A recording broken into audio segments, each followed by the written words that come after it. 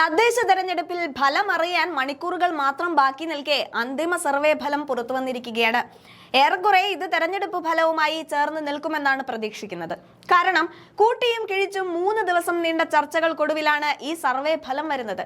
ഏവരും കാത്തിരിക്കുന്നത് തലസ്ഥാനം ആര് ഭരിക്കുമെന്നറിയാനാണ്. LDFും BJPയും നേർക്ക് നേർ നിന്ന് പയറ്റുന്ന തലസ്ഥാനത്തെ ഇക്കുറി UDF കരുത്തു കാട്ടുമെന്ന് സർവേ പറയുന്നുണ്ട്. മുൻ MLA ശബരിനാഥനും K മുരളീധരനുമാണ് തലസ്ഥാനത്തെ കോൺഗ്രസിനെ നയിച്ചത്.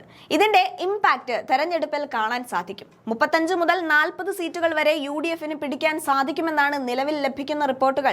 BJP സീറ്റുകൾ കൂട്ടമായി കോൺഗ്രസിന് കൈ കൊടുക്കുവാനുള്ള സാധ്യതകളാണ് കാണുന്നത്. LDF കഴിഞ്ഞ തവണ കാഴ്ചവെച്ച മികച്ച പ്രകടനം ആവർത്തിക്കുമ്പോൾ ആര് ഭരിക്കുമെന്ന് UDF തീരുമാനിക്കും. അതേസമയം BJP ഏറ്റവും വലിയ ഒറ്റകക്ഷിയാവുകയാണെങ്കിൽ UDF LDF നീക്കുപോക്കുണ്ടാകുമോ എന്നാണ് അറിയാനുള്ളത്.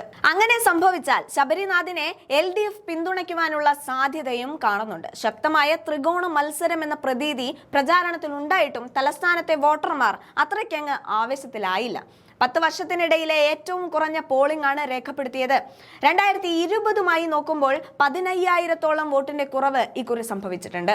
ഇതാണ് കോൺഗ്രസിന്റെ പ്രതീക്ഷകൾ വർദ്ധിപ്പിക്കുന്ന ഘടകം. ഇത് ആർക്ക് പണിയാകുമെന്ന ആശങ്കയൊക്കെ ഉണ്ടെങ്കിലും 3 മുന്നണികളും കണക്ക് കൂട്ടിക്കഴിഞ്ഞു. വോട്ടർ പട്ടികയെ കുറ്റം പറയുന്ന UDF ഒരു കാര്യം ഉറപ്പിച്ചിട്ടുണ്ട്: ഒറ്റയ്ക്ക് ഭരണം കിട്ടില്ല എന്ന കാര്യം. അതേസമയം 2020 10 സീറ്റ് എന്ന നാണക്കേടിൽ നിന്ന് വൻ കുതിച്ചുചാട്ടം ഉണ്ടാകും എന്ന പാർട്ടി ഉറച്ചു വിശ്വസിക്കുന്നുണ്ട്. അടിയൊഴുക്കുകൾ കൂടി അനുകൂലമായാൽ 35ലേക്ക് സീറ്റുകൾ എത്തും. ശബരിനാഥന്റെ കവടിയാറിൽ വിജയം എന്തായാലും കോൺഗ്രസ് ഉറപ്പിച്ചിട്ടുണ്ട്. വോട്ട് വെട്ടൽ വിവാദമുണ്ടായ മുട്ടട എന്ന ഇടതു കോട്ടയിൽ വൈഷ്ണ അത്ഭുതം സൃഷ്ടിക്കുമെന്ന കാര്യവും ഉറപ്പിക്കാൻ സാധിക്കും. അതേസമയം പോളിംഗ് കുറഞ്ഞത് നേരിട്ട് ബാധിക്കുമോ എന്ന് ആദ്യ കൂടുതൽ BJPക്കുണ്ട്. എങ്കിലും 42 സീറ്റിൽ കുറവില്ല എന്നാണ് പ്രതീക്ഷ. 54 വരെ എത്തിയാൽ അത്ഭുതപ്പെടാനില്ലെന്നുമാണ് കണക്ക്. ശാസ്തമംഗലത്ത് R ശ്രീലേഖയുടെ വിജയം ഉറപ്പിക്കുന്ന BJP ശബരിനാഥനെ അട്ടിമറിച്ച് കവടിയാർ പിടിക്കുമെന്നും അവകാശപ്പെടുന്നുണ്ട്. 60 എന്ന് പരസ്യമായി പറയുമെങ്കിലും ഒറ്റയ്ക്ക് ഭരിക്കാനായി 53 സീറ്റ് കിട്ടുമെന്നാണ് LDFന്റെ ആദ്യ കണക്ക്. തിരിച്ചടിയുണ്ടായാൽ പോലും 45-ൽ കുറയില്ലെന്നും UDF പല വാർഡുകളിലും വോട്ട് കൂട്ടുന്നത് ഗുണം ചെയ്യുമെന്നുമാണ് ഇടത് ക്യാമ്പിന്റെ കണക്കുകൂട്ടൽ. VV രാജേഷിന്റെ കൊടുങ്ങാനൂരിൽ ജയം കണക്കുകൂട്ടുന്ന CPM മുട്ടടയിൽ വൈഷ്ണ സുരേഷിനെ 300-ലധികം വോട്ടിന് തറപറ്റിക്കുമെന്നും ഉറപ്പിക്കുന്നുണ്ട്.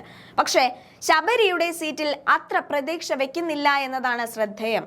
ഇവിടെ BJPയെ തറപറ്റിക്കുമെന്ന് പറയുന്ന CPM ശബരിക്ക് അനുകൂലമായി വിധി എഴുതിയെന്ന് ഉറപ്പിക്കാം. തീരദേശ മേഖലയിലെ 21 വാർഡുകളിൽ നടത്തിയ സർവേയുടെ വിശദാംശങ്ങൾ ഇപ്പോൾ പുറത്തു വന്നിട്ടുണ്ട്. കഴിഞ്ഞ തവണ 14 മുതൽ 15 വരെ സീറ്റുകൾ നേടാൻ സാധിച്ചിരുന്ന LDFന് ഇത്തവണ അത് 8 സീറ്റുകളിലേക്ക് വരെ ചുരുങ്ങാനുള്ള സാധ്യതയാണ് തിരുവനന്തപുരം മണ്ഡലത്തിലെ വാർഡുകളിൽ കാണുന്നത്.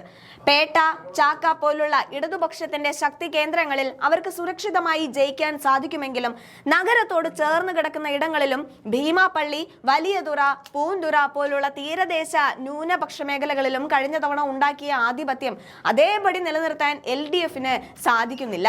ഈ തീരദേശ മേഖലയിൽ തങ്ങളുടെ നഷ്ടപ്പെട്ട അടിത്തറ കോൺഗ്രസ് നേതൃത്വം നൽകുന്ന UDF തിരിച്ചു പിടിക്കുന്നുണ്ട് എന്നുള്ളതാണ് ഏറ്റവും പ്രധാനപ്പെട്ട കാര്യം.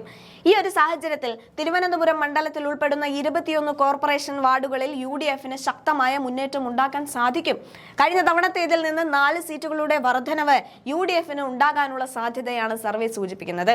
8 സീറ്റ് LDFനും 7 സീറ്റ് BJPക്കും 6 സീറ്റ് UDFനും ലഭിക്കാനുള്ള സാധ്യതയാണ് ഈ കണക്കുകൾ നൽകുന്നത്.